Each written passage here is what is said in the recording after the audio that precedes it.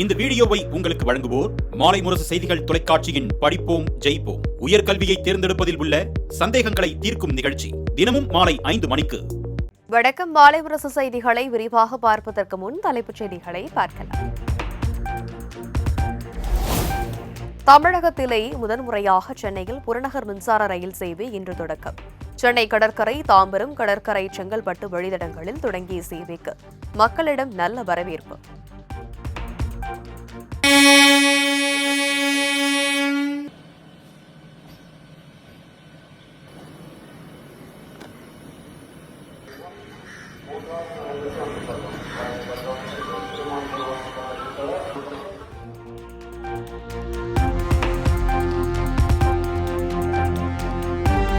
சென்னை புறநகர் குளிர்சாதன ரயிலில் குறைந்தபட்ச கட்டணம் 35 நிர்ணயம்.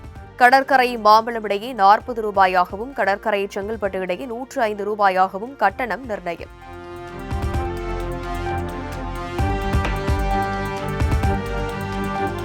தமிழ்நாடு எப்போதும் டெல்லிக்கு அவுட் ஆஃப் கண்ட்ரோல் தான் என முதலமைச்சர் மு.க.ஸ்டாலின் பேச்சு.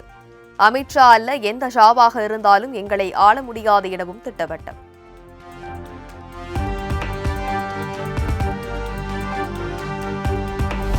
அமித்ஷா சென்ற இடமெல்லாம் ஆட்சி மாற்றம் நடந்துள்ள நிலையில் தமிழகத்திலும் மாறும் என பாஜக மாநில தலைவர் நயினா நாகேந்திரன் பேச்சு.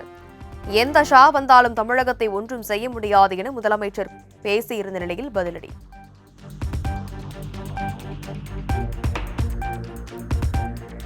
உச்சநீதிமன்றத்தின் தீர்ப்பு ஜனநாயக விரோத சக்திகளை உலுக்கியுள்ளதாக முதலமைச்சர் மு.க.ஸ்டாலின் எக்ஸ் தளத்தில் பதிவு.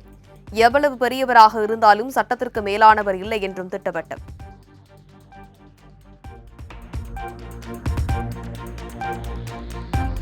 கூட்டணி குறித்த அனைத்து முடிவுகளையும் தேசிய தலைமை எடுக்கும் என நிர்வாகிகளுக்கு பாஜக மாநில தலைவர் நயினா நாகேந்திரன் அறிவுறுத்தல். யாரும் கூட்டணி மற்றும் எதிர்கால ஆட்சி குறித்த கருத்தாக்கங்களை பதிவு செய்யக்கூடாது என அறிக்கை.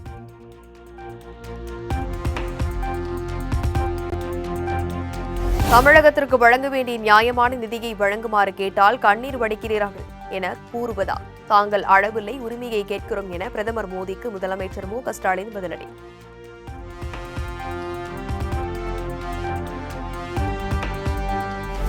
(2026) சட்டமன்ற தேர்தலில் அதிமுக தலைமையில் தேசிய ஜனநாயக கூட்டணி ஆட்சி அமைக்கும் என பாஜக மாநில தலைவர் நயினா நாகேந்திரன் நம்பிக்கை. எடப்பாடி பழனிசாமி மீண்டும் முதலமைச்சர் ஆவார் எனவும் பேச்சு.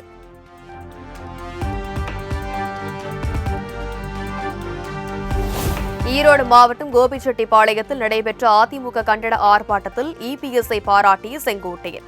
பெயரை குறிப்பிடாமல் எதிர்க்கட்சித் தலைவர் என்று மட்டும் குறிப்பிட்டு பாராட்டியதால் சலசலப்பு.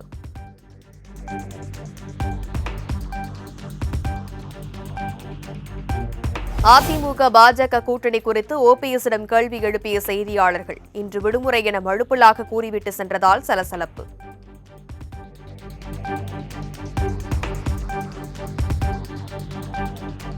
மாமல்லபுரத்தில் நடைபெறவுள்ள வன்னியர் சங்க மாநாட்டிற்கு திருமாவளவனுக்கு அழைப்பு விடுத்த பாமகவினர். அழைப்புதழை சிரித்த முகத்தோடு பெற்றுக்கொண்டு வாழ்த்து தெரிவித்த திருமாவளவன்.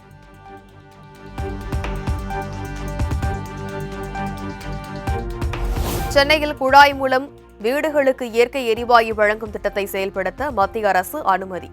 48 கோடி ரூபாய் மதிப்பீட்டில் அடையாறு, திருவான்மியூர், சேப்பாக்கம், ராயபுரம், பாரிமுனை உள்ளிட்ட இடங்களில் செயல்படுத்த திட்டம்.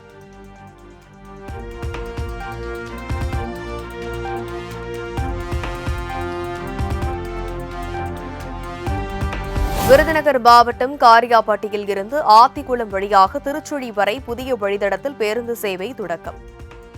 பள்ளி சென்று வர சிரமமாக இருப்பதால் பேருந்து சேவை வேண்டும் என்ற மாணவனின் கோரிக்கையை நிறைவேற்றி வைத்தார் நிதியமைச்சர் தங்கம் தென்னரசு.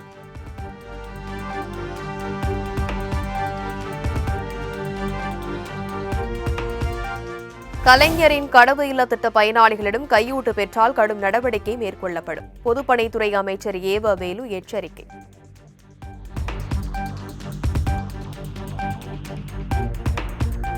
கல்லூரி மாணவர்கள் மோதலை தடுக்க சிறப்பு குழு அமைக்குமாறு தமிழ்நாடு அரசுக்கு சென்னை உயர்நீதிமன்றம் பரிந்துரை. குற்றவாளிகள் பிறப்பது இல்லை, உருவாக்கப்படுகிறார்கள் எனவும் கருத்து.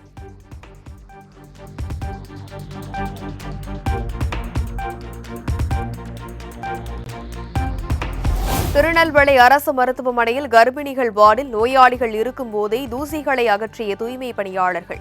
நோய் பரவும் அபாயம் உள்ளதாக உறவினர்கள் குற்றச்சாட்டு.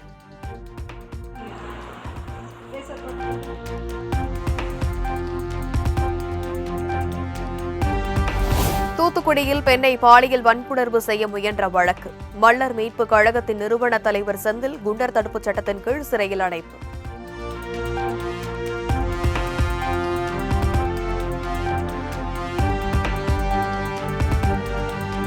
கள்ளக்குறிச்சி மாவட்டம் பானாபுரத்தில் டாஸ்மாக் கடையில் 2வது நாளாக தகராறு. கற்கள் உருட்டுக்கட்டையால் 2 கிராம இளைஞர்கள் ஒருவரை ஒருவர் தாக்கிக் கொண்டதால் பரபரப்பு.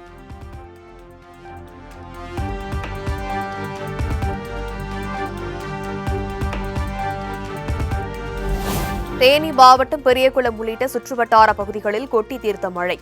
வெப்பம் தணிந்து குளிர்ச்சியான சூழல் நிலவியதால் மக்கள் மகிழ்ச்சி.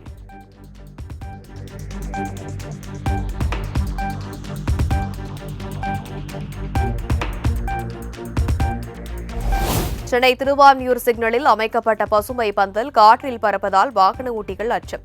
விபத்து ஏற்படும் முன் சரி செய்ய கோரிக்கை.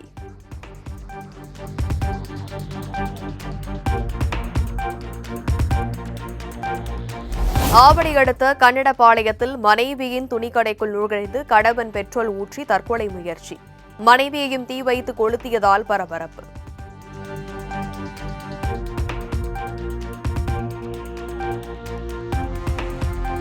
தமிழகத்தில் வெயிலின் தாக்கம் காரணமாக 4 இடங்களில் சதமடைத்த வெப்பநிலை. திருத்தணி, ஈரோடு, திருச்சி, மதுரை நகரத்தில் 100 டிகிரி ஃபாரன்ஹீட்டுக்கு மேல் வெப்பநிலை பதிவு.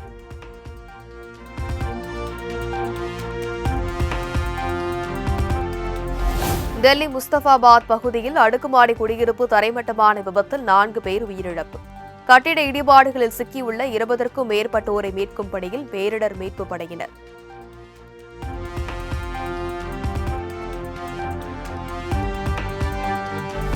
டெல்லியின் பல்வேறு இடங்களில் நேற்று இரவு திடீரென கொட்டி தீர்த்த கனமழை. கோடை வெப்பம் தணிந்ததோடு காற்று மாசும் சிறிது குறைந்ததால் மக்கள் நிம்மதி.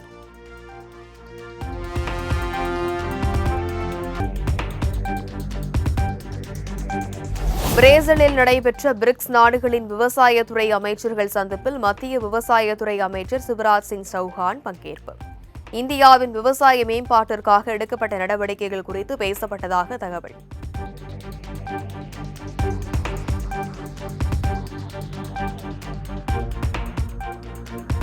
மேற்கு வங்கத்தில் வன்முறை பாதித்த பகுதிகளில் ஆளுநர் அனந்த போஸ் ஆய்வு.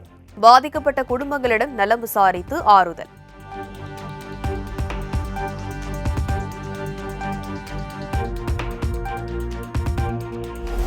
₹2000 மேற்பட்ட UPI பரிவர்த்தனைகளுக்கு GST விதிக்கப்படும் என பரவும் தகவல் பொய்யானது என மத்திய அரசு விளக்கம். UPI பண பரிவர்த்தனைகளுக்கு GST விதிப்பது தொடர்பாக எந்த பரிசீலனையும் இல்லை என திட்டவட்டம்.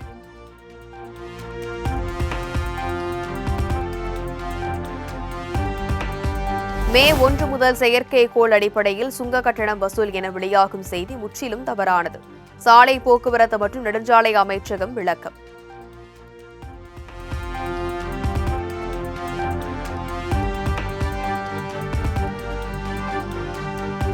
ஒடிசா மாநில முன்னாள் முதலமைச்சர் நவீன் பட்நாயக்குடன் ஸ்பெயின் தூதர் ஆண்டனியோ திடீர் சந்திப்பு. நட்பு ரீதியாக சந்தித்துக் கொண்டதாக தகவல்.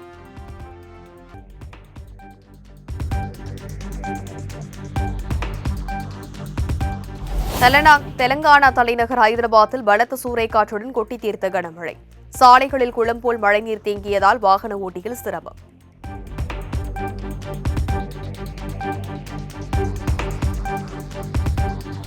ஆந்திர மாநிலம் அனகாப்பள்ளியில் இடைவிடாது கொட்டிய கனமழை. தாழ்வான இடங்களில் மழைநீர் சூழ்ந்து ஆங்காங்கே மரங்கள் முறிந்து விழுந்துள்ளதால் மக்களின் இயல்பு வாழ்க்கை பாதிப்பு.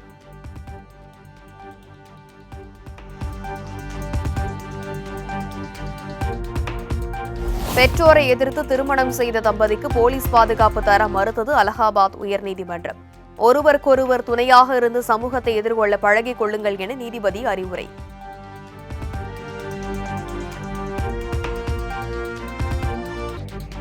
மங்களூருவில் உள்ள புகழ்பெற்ற புத்தூர் மகாலிங்கேஸ்வரர் கோவிலின் வருடாந்திர விழா கோலாகலம். ஆயிரக்கணக்கான பக்தர்கள் கலந்து கொண்டு பிரம்மரத உற்சவத்தை கண்டுகளித்தனர்.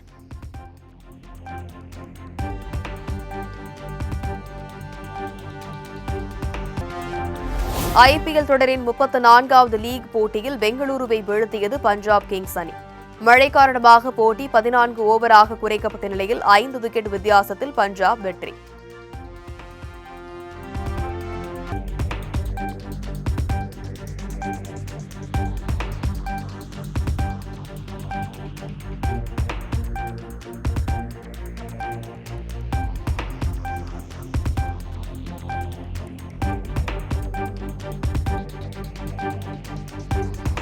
நடப்பு ஐபிஎல் சீசனில் 3வது முறையாக சொந்த மண்ணான பெங்களூருவில் விழுந்த ஆர்சிபி.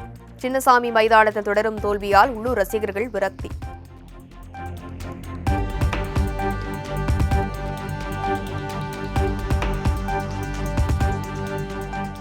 ஐபிஎல் தொடரின் இன்றைய லீக் போட்டியில் பிற்பகலில் டெல்லியை எதிர்கொள்கிறது குஜராத் டைட்டன்ஸ். மற்றொரு போட்டியில் ராஜஸ்தான் ராயல்ஸ் லக்னோ ஜெயன்ஸ் பலப்பரீட்சை.